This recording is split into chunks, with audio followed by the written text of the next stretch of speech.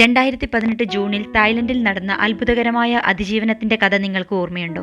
ആ കഥയിലേക്ക് നമുക്ക് വീണ്ടും ഒന്ന് തിരിഞ്ഞു നോക്കാം. ഗുഹയുടെ ഇരുണ്ട ഇടങ്ങളിൽ മരണത്തെ മുഖാമുഖം കണ്ട ഈ കുഞ്ഞുങ്ങൾ മനസ്സിന്റെ കരുത്തുകൊണ്ടും പരിശീലകന്റെ പ്രചോദനം കൊണ്ടും എങ്ങനെ ഈ പ്രതിസന്ധിയെ അതിജീവിച്ചു?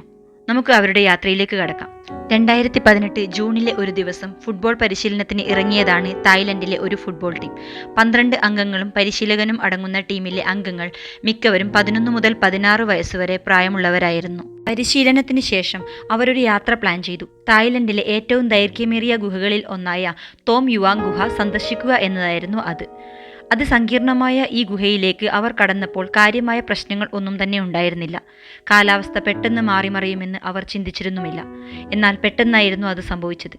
ഒരു ഉഗ്രൻ മഴ പെയ്തു. അത് ഗുഹയ്ക്കുള്ളിൽ പെട്ടെന്ന് വെള്ളം പൊങ്ങാനിടയാക്കി. ഗുഹയിൽ 4 കിലോമീറ്ററോളം ഉള്ളിൽ കുട്ടികളും പരിശീലകനും അടങ്ങുന്ന സംഘം കുടുങ്ങി.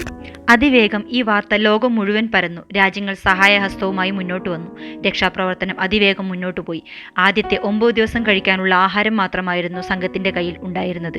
ലോകത്തിൽ നിന്നും അകന്ന് കടുത്ത ഏകാന്തതയിലും മാനസിക സമ്മർദ്ദത്തിലും ജീവിതത്തിനും മരണത്തിനും ഇടയിൽ നിൽക്കുമ്പോഴും തങ്ങളുടെ പരിശീലകന്റെ മനോധൈര്യവും പ്രചോദനവും കുട്ടികൾക്ക് കരുത്തായി.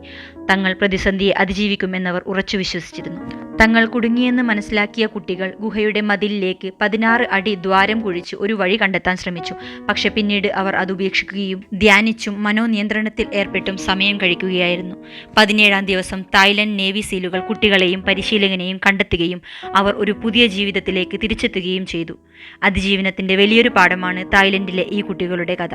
ഏറെ പ്രചോദനത്തോടെയാണ് നമ്മൾ ഈ കഥ നോക്കിക്കാണേണ്ടത്. 1. പ്രതിസന്ധികളിൽ തളരാതെ നിന്ന ധൈര്യം.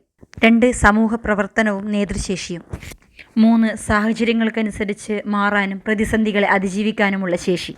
4. പ്രത്യാശയും പോസിറ്റീവ് ചിന്തയും.